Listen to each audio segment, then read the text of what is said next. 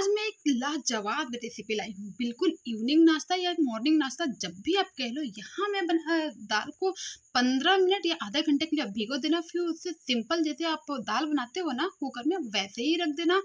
यहाँ पर मतलब जब तक उसके झाग ना आ जाए, सबसे पहले मैं दाल को ऐसे ही डाल देती हूँ। जब उसके झाग आ जाते हैं तो नमक हल्दी तेल डाल के उसे बंद कर देती हूँ। यहाँ मेरी एक मिस्टेक थी कि मैं यहाँ पर लौकी डालना भूल गई थी, क्योंकि सांभर में बनाने जाती हूँ। सांभर में सबसे महत्वपूर्ण होते हैं लौकी। लौकी को मैं नहीं डाल सकी। यहाँ पे जब तक मेरे दाल हो रहे हैं तब तक मैं बड़े के लिए, आप जो दही बड़े में बड़े बनाते हो ना, मैंने ये उड़द फुलाया था रात को, रात भर ये भिगोए थे मैंने, ये फूल गए थे अच्छी तरीके से। इसमें कुछ मसाले डाल के मैंने उसे मिक्सी में पीस लिया था। पीसने के बाद मैं इसे नमक और जीरा डाल के कुछ देर के लिए रेस्ट करने के लिए छोड़ दी थी। तब तक मेरे कढ़ाई गर्म हो चुके थे और मैं उसमें तेल डाल ली थी। तेल में मेरे बिल्कुल गर्म हो चुके। मैं यहाँ बड़े जैसे आप दही बड़े बनाते हो ना, बिल्कुल वैसे ही आपको बनाना है। इसमें कोई नहीं है, लेकिन आपको आगे चल के पता चलेगा कि मैं इसे नई रेसिपी क्यों कह रही हूँ। यहाँ मेरे बड़े बिल्कुल रेडी हो चुके हैं। यहाँ मेरे सासू माँ सब्जी काट रही हैं ताकि अलग से नाश्ता बनाने के लिए। यहाँ आप देखो, यहाँ पहले पहले चंपाकल होते थे, अब इसमें समरसेबल डला गया है, लग गया है। और वो पानी अभी बहुत गंदा दे रहा है, वो सब चला के चेक कर रहे थे। यहाँ मेरे दाल भी एक तरफ हो रहे हैं और एक तरफ मेरे बड़े भी। इतने बड़े मैंने निकाल लिए हैं और है। और जो बचे हुए थे वो मैंने ड्राई, मतलब ऐसे ही बिना भिगोए खाने के लिए। सबको पकौड़े के बहुत शौकीन है। यहाँ मैंने अपनी सासू माँ को बादाम छीलने के लिए दिया था चटनी के लिए। आप आगे आगे देखना, सच में इतनी यूनिक रेसिपी आपको मिलेगी, मैं क्या ही बताऊँ। या मैं ड्राई रोस्ट कर रही थी अपनी मूंगफली चटनी के लिए। यहाँ ड्राई रोस्ट करने के लिए करके आप इसका छिलका बिल्कुल आसानी से निकल जाएगा। इसमें ऑयल ना डालें। यहाँ मेरे पकौड़े जो थे उसमें काला नमक मैं डाल रही थी, क्योंकि ये सूखे ऐसे खाने में बहुत मजा आता है। आपको कोई किसी चटनी की भी जरूरत नहीं होगी। यहाँ मैं अपने गार्डन में आई थी करी पत्ता लेने। पहले मेरे यहाँ करी पत्ता नहीं थे, मैं बनाने की बहुत शौकीन थी, इसलिए मैं करी पत्ता लगा दी। अब मैं इतने बड़े करी पत्ते हो गए। यहाँ देखो आप, मेरे गार्डन के फूल यहाँ द्वार पे है। सच में ये धूप की वजह से मैं पूरे नहीं ले पाई, लेकिन आप आगे का देखते ना, मतलब उस तरफ के बहुत सुंदर ये फूल है, बहुत प्यारा लगता है देखने में और इतना खिला है कि मैं क्या ही बताऊँ। यहाँ मैं आ गई थी अपने तड़के के लिए प्याज काटने। ऑलरेडी मेरे कढ़ाई में तेल गर्म हो चुके थे, वो धुएं भी देने लगे थे। यहाँ मैं तड़के के लिए, आप सांभर का मैं तड़का दे रही हूँ, तो यहाँ सबसे पहले आप राई डालना, फिर मेथी डालना, फिर इसे हल्का जब तड़कने लगे तो इसमें रेड चिली डाल देना। जब रेड चिली मतलब पूरी तरह से नहीं, आधा लाल हो जाए, तो इसमें हरी मिर्च, फिर उसमें कड़ी पत्ते डालने के बाद थोड़े से हट जाना, क्योंकि ये बहुत मतलब बहुत ज़्यादा तड़कता है। और फिर यहाँ पे हींग मेरे ऐसे चिपके हुए थे, इसलिए आपको समझ में नहीं आ रहे हैं। फिर जब आपके वो अच्छे से भुन जाए तो प्याज डाल देना। प्याज को आप अच्छे से भूनना है, बिल्कुल अच्छे से। फिर इसमें आप टमाटर डाल देना। टमाटर कम ही डालना। यहाँ मैं इतना नहीं डाली थी, आधा निकाल ली थी मैं। बिल्कुल कम ही डालना आप, क्योंकि आपको टमाटर से खट्टा नहीं करना है, आपको इमली भी है। यहाँ जब आपके टमाटर आप डालोगे तो नमक और सांभर मसाला, ये सांभर मसाला मेरे छोटे पैकेट थे, इसीलिए मैं सारे ही डाल दी थी। क्योंकि आप देखो ऊपर से कोई मसाला पीस को तो डाल नहीं रहे हो।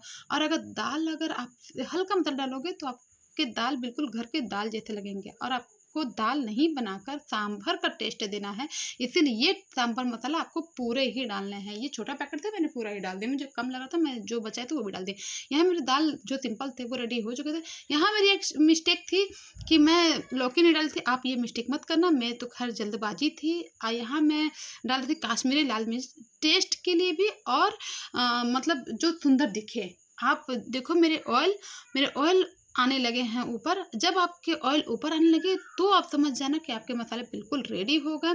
और आप उसमें दाल डाल देना। जब आप दाल डालोगे ना, तो आप इमली जो आप पहले मैंने भिगोए दिखाए थे आपको, इमली का पानी उसमें डाल देना और फिर कुछ देर के लिए ढक के छोड़ देना। आपके जब सांभर उबलने लगे, बिल्कुल खौलने लगे अच्छे से, तो आप इसमें बड़े डाल देना। यहाँ भी मेरी मिस्टेक थी, क्योंकि यहाँ पे मेरी ज़्यादा बड़े बड़े थे और सारे ही मैंने डालकर उसे फिटकरी की सहायता से उसे मतलब दबा दिया था, ताकि सारे खींच तो ये बहुत अच्छे से लिया था, लेकिन फिर कम पड़ गए थे मेरे सांभर। और यहाँ मैं अपनी चटनी के लिए बादाम को खल में कूट रही थी। मतलब गिलास में ऊपर जो खल का होता है उससे कूट रही थी, और बिल्कुल क्लीन, जैसे आप चने अभी देखे थे ना, मैं चना को भी ऐसे ही निकाली थी और बादाम को भी ऐसे ही निकाल ली। अब 2 मुट्ठे, मैं तो ऐसे नापी तो नहीं हूँ, लेकिन 2 मुट्ठे अगर आप बादाम लेना तो 1 मुट्ठी चने का दाल लेना। यहाँ पर मैं आ गई थी अपने धनिया आप मेरे गार्डन की धनिया देखो, मेरे गार्डन में सब चीज़ है। कभी मैं अपने गार्डन की वीडियो दिखाऊँगी, बहुत छोटी-छोटी जो छोटी-छोटी चीज़ें लगी हैं। यहाँ धनिया आप देख लो, यहाँ टमाटर मेरा बेटा आया था टमाटर लेने। आया तो मेरे पीछे था, जब टमाटर देखा तो एक टमाटर वो ले लिया, फिर जब दूसरा टमाटर मैं द उसे देने लग गई ना, तो उसमें मिट्टी लगी थी। वो बोला, तू नहीं, मैंने कहा मैं नहीं लूँगा। वो छुआ भी नहीं और वो थूकने लगा, उसे चिच्ची लग रहा था। मतलब अजीब, क्या ही बताऊँ। तो वो वहाँ पे चल दिया कि इसमें मिट्टी लगी है, हुआ कुछ नहीं था, मिट्टी लगी थी। यहाँ पे मेरा धनिया मैं धोकर चटनी के लिए अब रेडी कर रही थी, धनिया डाली, नमक, मिर्ची और आप इसमें चाहो ये अदरक और लहसुन, आप इसमें चाहो तो दही या फिर नींबू का रस डाल सकते हो या इमली का रस, अगर आप ज़्यादा खट्टे की शौकीन हो तो। यहाँ मैं चटनी पीसकर मैं बिल्कुल रेडी कर चुकी थी। यहाँ ज़्यादा ही गाढ़े मुझे दिख रहे थे क्योंकि सांभर ऑलरेडी बहुत कम था और गाढ़ा था, इसीलिए मैं चटनी को पतला ही रखी थी। यहाँ मैं उसका धोकर कुछ और डाल दी थी। यहाँ चटनी के जो तड़के हैं उसको आप लगाने के लिए सबसे पहले तेल डालना। अब कलछुल उसको तड़के लगाने के लिए आप कलछी लोहे का ही होना चाहिए, यही बेस्ट ऑप्शन होता है। अगर आप नॉर्मल कलछुल से करोगे ना तो आपको वो स्वाद नहीं देगा जो ये आपको ये लोहे के कलछुल में देगा। सबसे पहले आप राई डालना, फिर उसमें हींग डालना, फिर उसमें लाल मिर्च डालना, फिर उसमें आप करी पत्ता डाल देना। बस ये 4 चीज़ आपको डालना है। फिर आप जब जल जाए अच्छे से तो उसको तड़का लगा दो। उसको जलाना बिल्कुल नहीं है, बस उसका सुगंध आने तक आपको करना है। और ये जब तक आपको करना है कलछी से, जब तक ये कलछुल पूरा शांत ना हो जाए। पहले ऐसे खौलता रहेगा, आपको पूरा खौलाना ही है और जब वो शांत हो जाएगा तो आपको हटा देना है। और कलछुल को उसी में मत डालना क्योंकि लोहे का होता है तो मतलब स्मेल गंदा आने लगता है और स्वाद भी।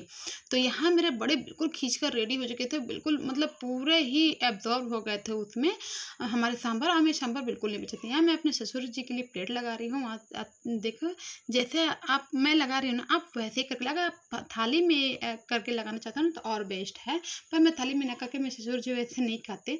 तो यहाँ पे वो सब लगाने के बाद आप चटनी अच्छी तरीके से दे देना, ज़्यादा नहीं। चटनी का स्वाद बस थोड़ा ही होना चाहिए, लेकिन यहाँ मैं कुछ ज़्यादा ही दे दी थी क्योंकि सांभर तो बचे नहीं थे पीने के लिए। चलो मिलता है नेक्स्ट ब्लॉग में, तब तक के लिए बाय।